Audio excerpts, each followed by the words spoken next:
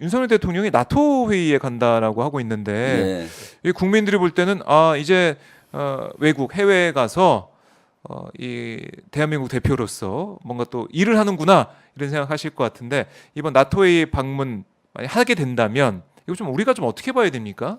저는 이번에 윤석열 대통령께서 네.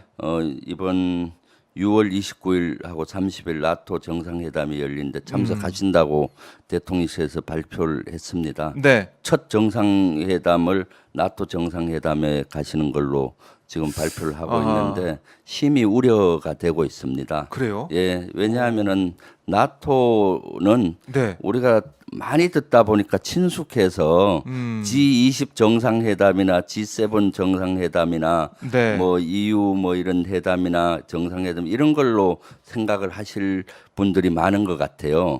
나토는 군사 동맹체입니다. 안보 협의체예요.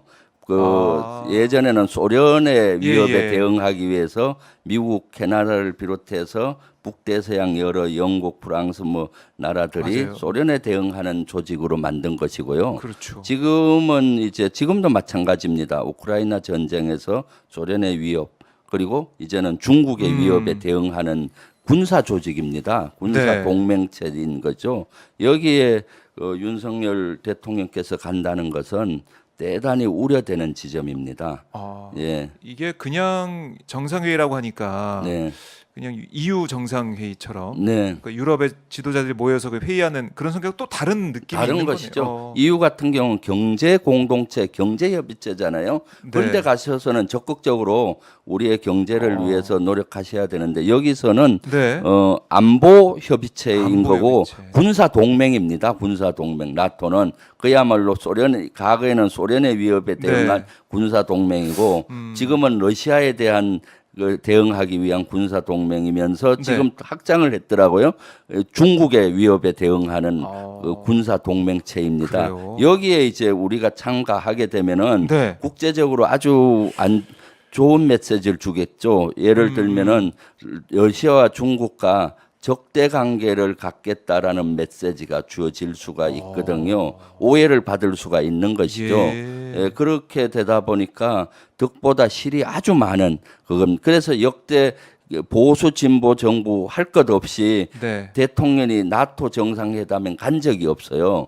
근데 지금 윤석열 대통령과 윤석열 정부에서는 미국 주도의 이런 러시아와 중국 포위 전략에 막 빨려 들어가는 느낌이 들어서 저는 심히 우려가 되고 있습니다. 나토 정상회담에 만약 가신다면은 네. 우크라이나의 전쟁의 불씨가 한반도로 가지고 올 수도 있어요. 왜냐하면 나토 정상회담에서는 이번에 크게 세 가지가 논의가 될 겁니다. 네. 첫 번째 우크라이나 전쟁을 어떻게 러시아의 위협으로부터 막을 것이냐 군사 옵션을 포함을 해서 네. 두 번째는 이제 중국의 위협에 어떻게 대응을 할 것이냐.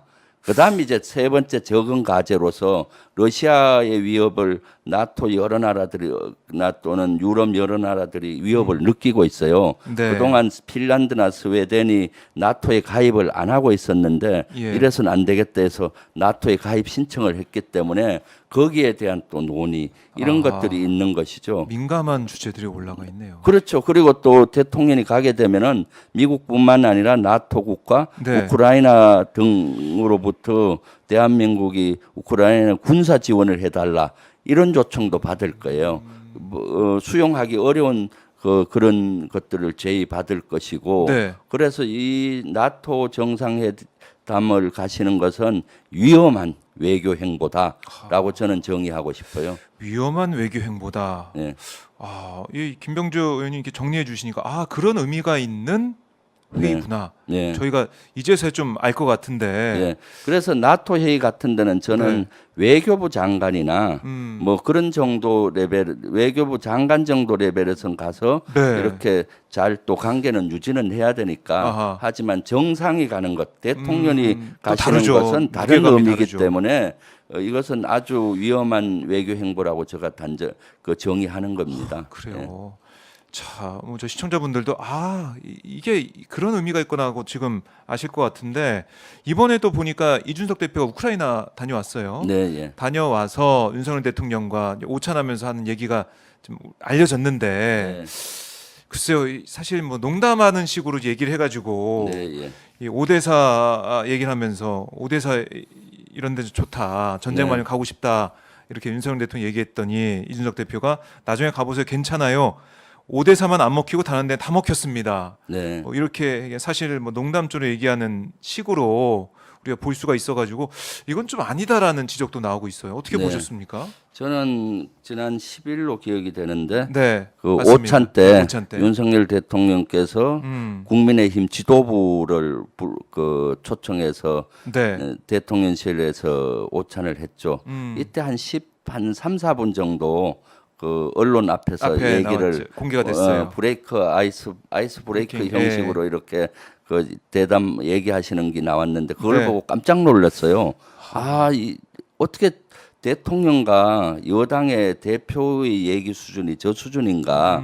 또 국제적으로 저건 아닌데 하는 그 느낌을 받았어요. 그중에 윤석열 대통령께서 이준석 그 당 대표가 우크라이나 갔다 온 다음이니까 네. 우크라이나에 대한 관심을 보이시면서 얘기하신 게 거기가 저도 가보진 않았지만 거기가 우크라이나겠죠. 네. 우크라이나에 저도 가보진 않았지만 전쟁만 아니면 진짜 한번 가볼 만한 곳이라고 들었는데 오데사 이런 곳이 좋다면서요. 이렇게 얘기를 하신 거예요. 네. 참 이 우크라이나 오데사라든가 이런 데서는 전쟁을 하고 있고 고통을 겪고 있는 지역이잖아요. 네. 그런 고통을 겪고 있는데 여기에 관광하기에 좋다, 가보고 싶다 이런 것들은 상황에 안 맞는 것이고요. 또 오데사 같은 경우는 어떻습니까? 저기 네. 그 우크라이나 남부 그 항구 도시가 있어요. 흑해가 있으면은 혹시 지도에 있으면 띄워 주시면 좋겠네요. 네. 흑해와 연결되는데 오데사 항구가 있는데 어. 거기가 우크라이나의 밀이라든가 네. 저 지도에 있네요. 우크라이나 보시면은 제일 하단에 오데사가 있고 흑해가 있습니다. 오데사 항구를 통해서 밀이라든가 식량들이 그렇죠. 그 아프리카라든가 네, 수출되죠. 세계 여러 나라로 그 수출이 되는데 중요한 저 지역이에요. 항구가 봉쇄가 된 겁니다. 예. 그래서 지금 아프리카에선 식량난이 일어나서 많이 굶주리고 있고 또 저런 밀이라든가 이런 식량들이 세계로 수출이 안 됨으로써 밀값이 올라가서 세계 여러 나라들이 고통을 받고 있는 지역이거든요. 그런데 저기 그런 것들에 대한 표현을 하시면 모르겠는데 네. 저희가 마치 뭐 관광하기 좋다 그렇게 얘기했더니 또 이준석 국민의힘 대표의 말은 더 가관이에요. 예. 아이고 나중에 가보세요. 괜찮아요. 러시아에 오데사만 안 먹히고 다른 데는 다 먹혔어요. 예. 다 먹혔습니다. 이 뭐 먹혔다는 게 뭡니까? 사실 컴퓨터 게임 할 때 그냥 혼잣말로 할 수는 있을지 몰라도 네. 언론 앞에서 여당의 당 대표가 이렇게 얘기하는 건 안 맞고 그랬더니 그 윤석열 대통령께서도 네. 오데사도 먹혔나요? 이렇게 또 먹혔나요라는 표현을 네. 쓰시더라고요.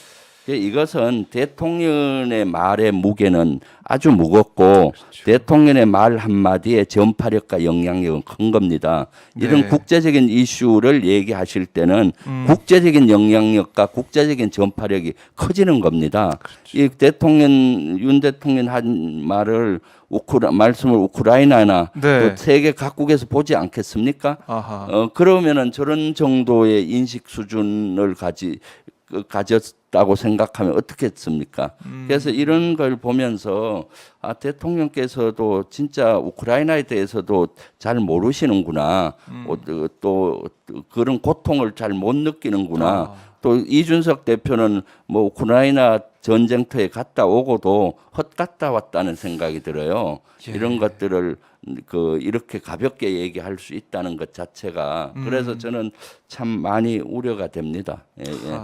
그리고 이런 이제 윤석열 대통령께서 나토 정상회담을 가시면은 네. 우크라이나에 대한 전쟁을 핵심적으로 하고 거기에 지원하는 나라도 있고 인도적 지원하는 나라도 있고 군사 지원하는 군사 나라도 있고 많습니다. 네. 그 각 국가마다 그 나토에 가입돼 있는 회원국이 30개국이에요. 회원국마다 또 입장이 다릅니다. 그렇죠. 그런 것들을 좀 가는 걸 저는 근본적으로 반대하지만은 가시게 된다면은 네. 좀 공부를 좀 하고 가셔야 될 거예요. 아. 그래서 만약에 거기 가서 이런 농담을 한다 그러면은 국제적인 창피를 당할 수가 있는 겁니다. 그래서 좀 예. 그런 것들을 해야 될 것 같고요.